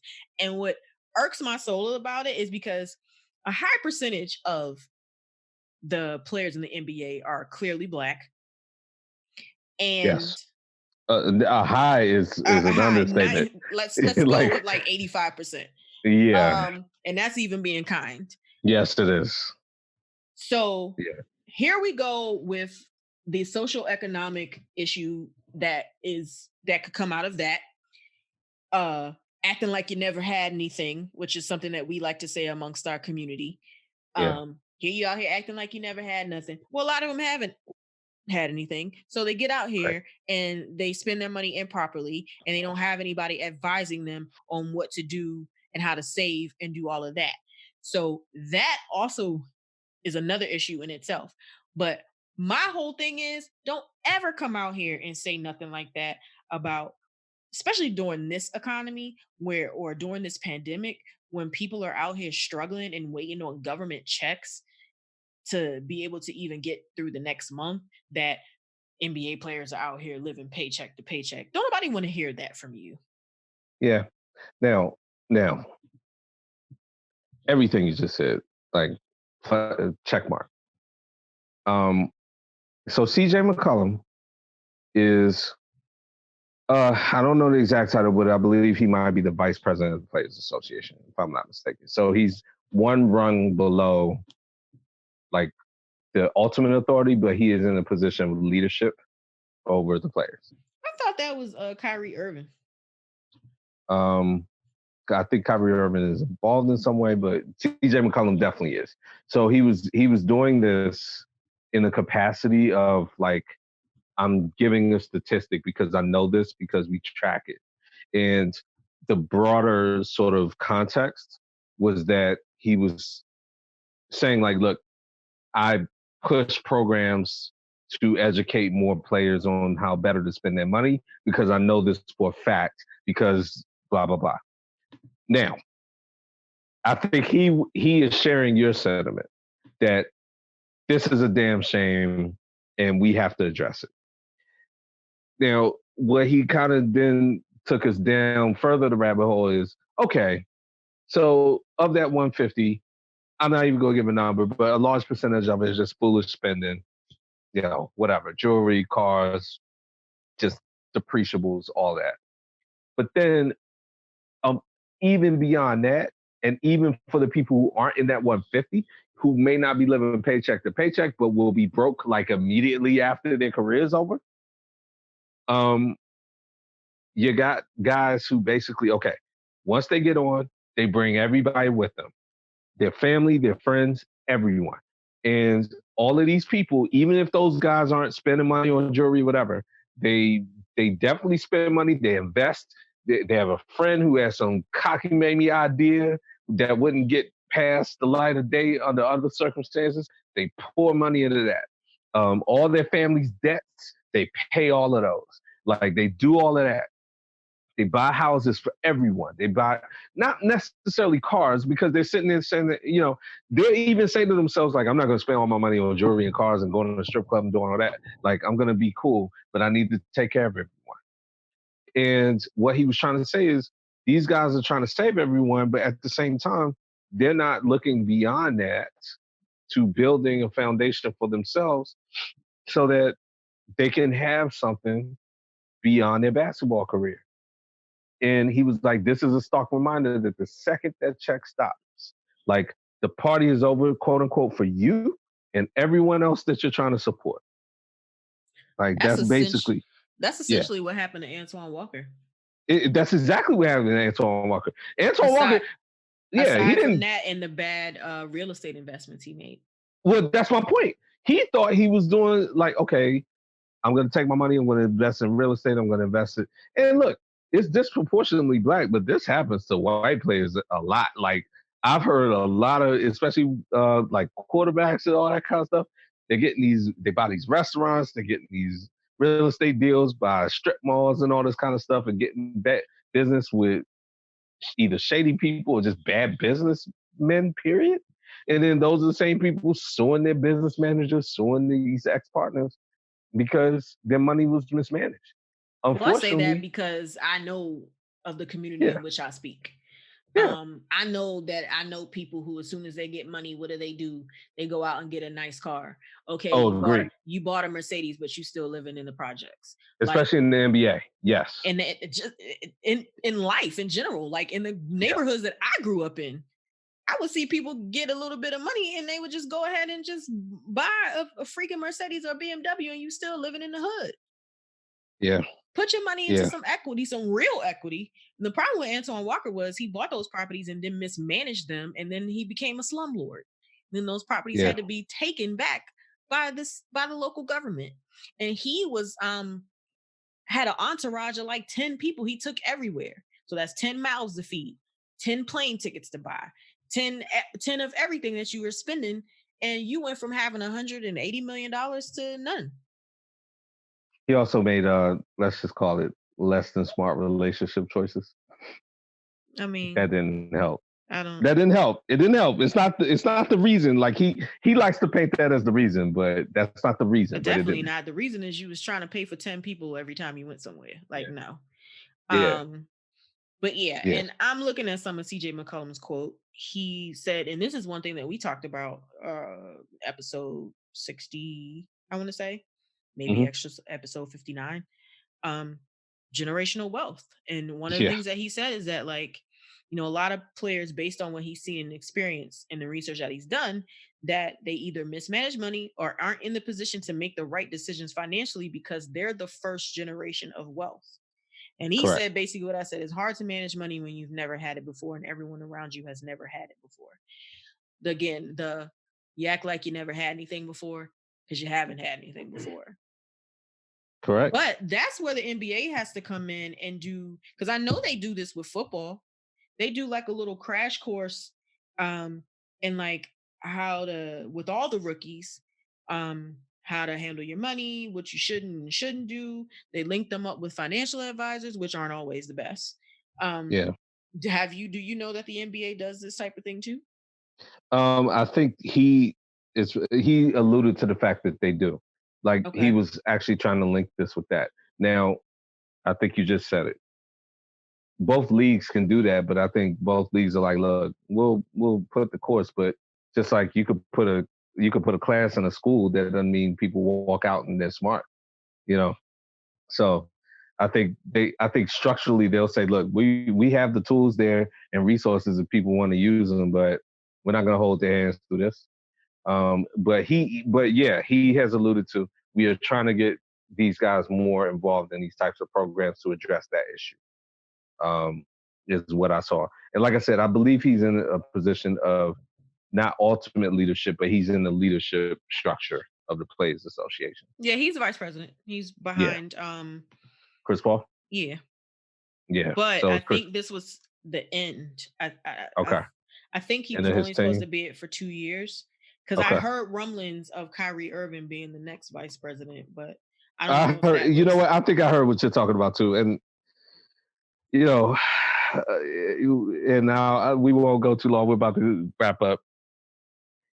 Kyrie Irving's a smart guy, and he gets a bad rap for some things, but you did say the earth is flat, and I don't care if you try to walk that back as a joke or not. You said it. I can't take you seriously. I don't need you leading some guys that we already said need some better leadership.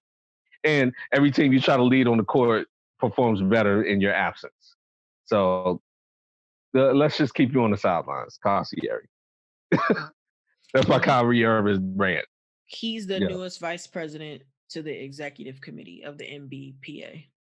So he's replacing Paul Gasol. So I guess this is two different. He being Kyrie Irving or CJ McCollum? Kyrie Irving. So they have. So they have multiple vice presidents. Got you. Yeah. Which makes sense. So Chris Paul is the president. Yeah. Andre Iguodala is the first vice president. And then Bismack Biyombo, Malcolm Brogdon, Jaylen Brown, CJ McCollum, and Garrett Temple are also vice presidents on the committee. And now Kyrie Irving is one as well. Okay, I see. Yeah. So we both work in offices. Yeah. Vice president in charge of X, vice president in charge of Y. Yeah. Mm-hmm. Yeah. So I'm with it. All right. But yeah, they whenever those meetings happen, I need Kyrie Irving to be saying less and CJ McCollum to be saying more. and who else you say? It sounds like you said AI Iguodala. Yeah, him and CJ McCollum's voices should be louder than Kyrie Irving's in those meetings, in my opinion. Depends on what he has to say. We'll see. Nothing about science or geography. Well, if it's about basketball, we can agree that he does have a high basketball IQ. Just that he's not a good leader on the floor. or in the locker room. Or anywhere. Or anywhere, right. Shut up and dribble, Kyrie. Right. Yeah, the Laura Ingram word. Shut up and dribble. That should have been for him. Man, you got anything else? Nah, let's wrap this one up. Happy Easter. Happy Easter. Mm-hmm. And I think we got some good stuff coming up next week because, what fun fact that I didn't share this morning, there was a war on my block for Wi-Fi, and I made you aware of this. A similar war happened this weekend as well between the Wi-Fi carriers, and we're back up. So my week will be thrown off course. We are back up as of now. Excellent. So I say all that to say, taking you to the outro, I'm looking forward to some big things this week because that threw my whole week off. Excellent. So, guys, this wraps up this episode of the Stop Playing Podcast with Sham and Shaka. As always, you can catch us on Facebook and Instagram at the Stop Playing Podcast and on Twitter at stop_playing pod. You can find us pretty much anywhere you listen to your favorite podcast. Just type in the Stop Playing Podcast and share it with your friends. Also, comment on things that you like and what you don't like about our episodes. We'll be happy to fix those things for you. As we always say, keep your chips on the plate. No double dipping unless it's the podcast. And we'll see you real soon. Stop playing.